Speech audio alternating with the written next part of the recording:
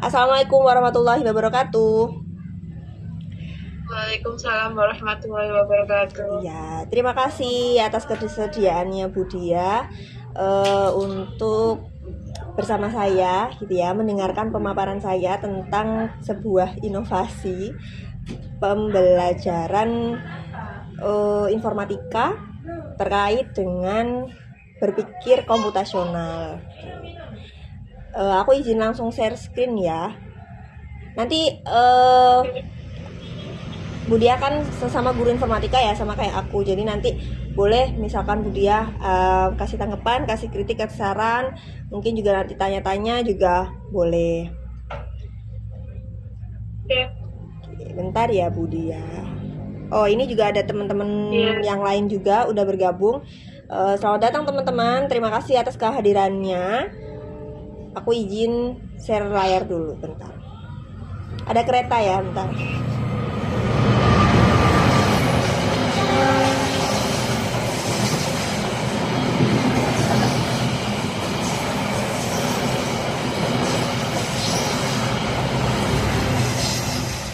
Loh, zoomku kok menghilang? Harusnya begini. Lah, Budia di sini, aku di sini. Oke. Begini ya, layar aku kelihatan ya teman-teman, ada layar sama ada wajahku. Kelihatan ya. Oke. Tak mulai pemaparannya, singkat aja. Jadi yang aku ikutkan dalam anugerah guru prima tingkat kota kemarin itu adalah aplikasi game tebak angka untuk meningkatkan kemampuan berpikir komputasional. Kalau yang sesama informatika, mungkin aku sama Budia di sini familiar ya dengan istilah berpikir komputasional. Tapi mungkin teman-teman yang lain yang dari bidang yang lain kurang relate mungkin ya, atau awam dengan istilah berpikir komputasional. Berpikir komputasional itu apa? Berpikir komputasional itu singkatnya adalah mengajak anak-anak untuk punya pola pikir menjadi ahli informatika. Begitu ya Budia. Nanti kalau saya salah dikoreksi nggak apa-apa. Jadi berpikir untuk menjadi ahli informatika. Kalau teman-teman, secara umum mungkin teman-teman juga tahu kalau misalkan di informatika atau di TIK itu ada tiga segmen penting gitu ya. Ada hardware, ada software, sama ada brainware kan gitu ya. Di berpikir komputasional kita tuh nggak akan bikin anak-anak kita untuk jadi sebuah komputer tanda kutip, karena kita nggak mau mereka jadi robot gitu kan ya. Meskipun berpikir komputasional itu nanti ada seperti pola, seperti cara-caranya, tapi tidak menghilangkan sifat manusianya mereka sebagai brainware, sebagai yang mengatur, mengkolaborasikan hardware dan software. Itu gambarannya ya teman-teman yang belum familiar sama berpikir komputasional. Oke, nah masalahnya apa? Masalahnya adalah Masalahnya adalah di pembelajaran kita yang sekarang per hari ini, modul TIK atau informatika kelas 10 itu yang lengkap itu jarang ya. Dan kebanyakan di sekolah negeri ya kita pakainya dari yang punyanya Kemendikbudristek itu, yang e-modul. Betul ya Budia? Nah, di sana kebanyakan, padahal kita tentang informatika ya, tentang teknologi, tapi kebanyakan di sana adalah masih manual dan konvensional. Termasuk bagaimana mengajak anak-anak untuk mengerti tentang berpikir komputasional lewat game tebak angka. Di modul informatika itu sudah ada game tebak angka versi cetak, versi konvensional tadi yang saya maksud. Saya di sini mendigitalisasinya saja, memanfaatkan fitur Canva AI untuk membuat sebuah aplikasi sederhana agar anak bisa memainkan game tebak angka dengan lebih mudah, lebih menarik mungkin, dan akan menjadi kelasnya akan lebih interaktif gitu, sehingga pemahaman anak tentang berpikir komputasionalnya juga bagus, naik dibanding dengan cara konvensional, dan lebih tertarik lagi untuk belajar step-step berikutnya gitu. Next. Oh, ini aku harusnya begini. Oke. Pentingnya berpikir komputasional. Jadi berpikir komputasional ini kenapa sih kok penting? Karena tidak hanya sekedar kita menebak angka gitu ya. Menebak angka itu adalah satu apa ya Bu dia istilahnya, satu cara aja biar satu model, betul, satu model pembelajaran agar anak itu nanti bisa diterapkan di permasalahan-permasalahan yang lain. Karena berpikir komputasional kan muaranya adalah pemecahan masalah, nah solve the problem gitu kan. Nah dengan salah satu game ini, kalau di game ini otaknya udah main tuh tadi, as a brainware tadi. Oh iya, iklan guys.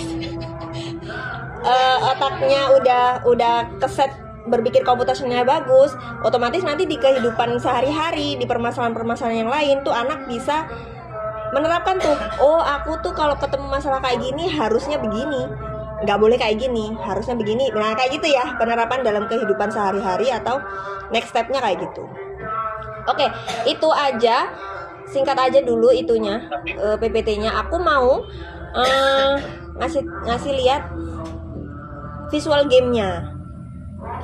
Nanti teman-teman kalau misalkan mau, ini boleh dicoba ya, aku kasih linknya. Oke, visual gamenya itu cuma gini teman-teman. Aku nggak lama ini, mungkin 5 menit lagi.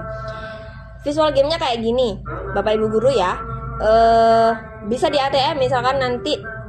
Tidak untuk pelajaran informatika juga boleh sebenarnya. Mungkin nanti jadinya game tebak huruf hijaiyah mungkin kalau untuk pelajaran BTQ atau pelajaran PAI gitu ya. Saya di sesi yang lalu ada yang bertanya kepada saya, kalau misalkan saya ini guru TPQ tapi saya mau tuh kasih game yang kayak gini sama anak-anak gitu misalkan. Ya bisa aja kalau arahnya dalam mengajak anak untuk mengerti tentang berpikir komputasional, ubah aja ini dalam bentuk misalkan tebak huruf abjad antara A sampai Z, tebak huruf hijaiyah antara alif sampai ya gitu, bisa. Ini kebetulan peraturannya adalah, jadi nanti sebelum pembelajaran aku kasih arahan dulu ke teman-teman, ke peserta didik bahwa gini loh cara mainnya.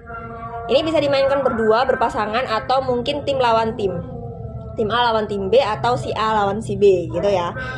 Oke, cara kerjanya bagaimana? Dua orang ini akan bermain peran. A akan sebagai pemilik angka, B adalah penebak angka. Nanti akan bergantian. Misalkan tadi sudah sebagai pemilik angka, berarti next sessionnya akan jadi penebak angka gitu ya. Bertukar posisi, bertukar peran. Lalu bagaimana? Biar lebih menarik, jadi dua pasang tadi atau dua tim cukup satu device aja sebenarnya, nggak perlu banyak-banyak perangkat. Misalkan ini saya standby-kan satu tablet saya di depan kelas untuk dua tim yang berbeda. Nah, tim A akan menentukan angka berapa yang akan ditebak oleh lawan. Dimasukkan di sini teman-teman. Range-nya antara 1 sampai 500. 1 sampai 100. Misalnya nih, saya punya angka 10. Lalu kita klik mulai game. Nah, selanjutnya adalah giliran tim lawan untuk menebak angka yang tadi sudah saya masukkan, dan itu rahasia. Kalau misalkan mainnya berpasangan, boleh tuh pakai drama dikit. Misalkan pas masukin angka tadi, yang satunya pakai tutup mata. Tutup mata dulu ya, 1, 2, 3, 4, 5 gitu misalkan. Itu akan menjadi lebih seru di kelas. Oke, kemudian tebakan pertama. Nah, kalau kita anggap anak-anak itu belum mengerti tentang berpikir komputasional, kita akan menerjemahkan semua tebakan anak-anak itu adalah random action. Kalau saya istilahkan ya, random action atau random solution. Asal aja pokoknya tebak berapa, 90, berapa, 80, tuh begitu kan ya, pasti pertama kali main. Misalkan kita ini PUV sebagai anak-anak, ayo tebak berapakah angka yang tadi sudah dimasukkan oleh tim A misalkan. Berapa ya? 65 wes gitu misalkan. Nah, ketika ditebak ini akan mengeluarkan clue. Angkanya salah, lebih rendah. Nah, ini bisa di ATM, mungkin kalimatnya bisa diperbaiki, boleh, silakan teman-teman. Oh, berarti dia harus lebih rendah dari 65. Mulai tuh terbangun kan. Berarti antara 1 sampai 65. Berapa ya? Coba. Gas wis berapa? Paling 3. Ngarang, pokoknya asbun aja, asal bunyi kan kalau anak-anak. Tebak misalkan. Oh, angkanya salah, lebih tinggi. Berarti mereka sudah harus punya pikiran. Oh, jarak range-nya sekarang ada di angka 3 sampai di angka berapa tuh tadi? Kita sebut 90 apa ya? 60 ya? 90. Sampai lupa. Gitu ya. Sampai terus ketemu sekatnya sampai ketemu angka yang benar. Misalkan ternyata kok nggak bener-bener. Ini aku setting 15 kali percobaan aja. Jadi kalau misalkan 15 kali tebak itu tetap salah, ya udah otomatis muncul jawaban yang benar kayak gitu. Nah, di sini ya tunggu ya, itu ada temannya Bunda. Nanti akan muncul sedikit gambaran tentang berpikir komputasional. Nanti ini perlu kita sampaikan lebih detail ya di kelas. Jadi tidak selesai di sini terus anak kita anggap ngerti, enggak. Jadi ini karena ini percobaan pertama, ada clue di situ. Dengan binary search maksimal butuh 7 tebakan untuk 1 sampai 100. Nah, anak akan kita pantik untuk kamu tahu nggak ada istilah binary search dan seterusnya. Lalu kita kasih sedikit pengetahuan bahwa kita pantik dulu. Menurut kamu paling efektif bagaimana cara nebak ini kalau kita misalkan nanti main lagi? Oh gini bu. Jadi dia kan pasti punya tips ya dengan segala jawaban anak-anak. Nanti akhirnya ketemu bahwa ada yang jawab, oh dipilih tengahnya dulu bu. Habis itu tengahnya lagi. Nah itu adalah fondasi untuk binary search. Betul. Maka kita lakukan game untuk kedua kalinya. Yang kedua, saya sudah bisa punya maaf. Saya sudah bisa punya cara menilai. Jadi misalkan kalau tebakannya mereka di range 6-7 tebakan, itu saya artikan bahwa mereka oh udah mulai paham nih. Tapi kalau misalkan 1 kali tebak udah benar, berarti itu kebetulan. Di bawah 6 itu pasti kebetulan. Nggak mungkin dia terstruktur berpikir komputasinya masih belum.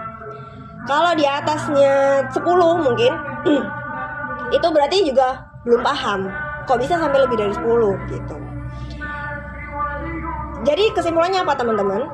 Berpikir komputasional itu nggak ngajak anak buat main game ini cepet-cepetan ketemu angka yang benar, bukan yang 1 kali tebak benar itu yang menang, bukan. Jadi game ini sebenarnya nggak ada menang kalahnya. Tapi game ini mau ngajak kita cara mencari tahu, searching ya dalam istilah informatika, searching something dengan pola pikir yang benar. Yes, dasarnya gitu ya buat awam ya. Jadi nggak harus cepat, tapi efektif. Kalau diterapkan di permasalahan yang lain, itu efektif juga gitu, implementatif di kasus-kasus yang lain. Begitu teman-teman. Kayaknya segitu deh. Kalau hasilnya tuh, kita break adzan ya. Sambil aku tayangin slide ini sebentar, mungkin 3-4 slide. Atau asal nebak gitu. Menurut saya cukup kreatif. Mungkin bisa nanti saya terapkan di tahun saya nanti tahun depan, biar anak-anak lebih tertarik dengan materi berpikiran komputasional yang beberapa tahun ini yang saya terapkan dengan manual. Dengan Bu Iin menciptakan game sederhana tentang berpikiran komputasional, cukup menarik buat saya. Oke, terima kasih Budia tanggapan dan sarannya. Kita ada lagi nggak Budia yang mau disampaikan? Mungkin nanti bisa kolaborasi buat game-game yang lebih seru dengan mapel atau materi-materi yang lain. Ini kan babnya tentang berpikiran komputasional. Mungkin dengan materi yang lain bisa inovasi lagi buat game-game kolaborasi kita berdua. Oke, siap gerak. Tetapi Budia yang sorting pakai Uno itu main nggak Budia di kelas? Sorting yang pengurutan? Iya, ya kan ada tuh yang kalau tutorialnya pakai Uno, pakai kartu pokoknya. Iya, tapi saya manual juga itu. Mas banget. Di papan. Iya. Ya boleh. Oke lah. Manual sama menerapkan menghubungkan dengan penggabungan materi kejadian-kejadian atau masalah-masalah di kehidupan sehari-hari. Jadi hanya manual dan diterapkan dengan masalah-masalah kehidupan. Ya. Noted. Terima kasih banyak ya Budia atas Sama-sama. waktu Semoga tanggapan. lebih Iya, lebih. lebih kreatif lagi. Nanti kita bisa kolaborasi buat yang lain. Ya, siap. Ya wes, kayak gitu aja. Aku ucapin terima kasih buat Budia terutama sama teman-teman yang lain. Ini ada dari mapel-mapel yang lain ikut join. Terima kasih atas waktunya yang sudah diluangkan. Semoga apa yang aku sampaikan ini sedikit banyak ada manfaatnya gitu ya. Aku juga besar harapannya bisa melakukan pengimbasan yang lebih besar. Ketika ini mungkin nanti sudah tak perbaiki lagi gitu ya. Terima kasih supportnya teman-teman. Thank you. Tak tutup ya. Wassalamualaikum warahmatullahi wabarakatuh. Waalaikumsalam warahmatullahi wabarakatuh.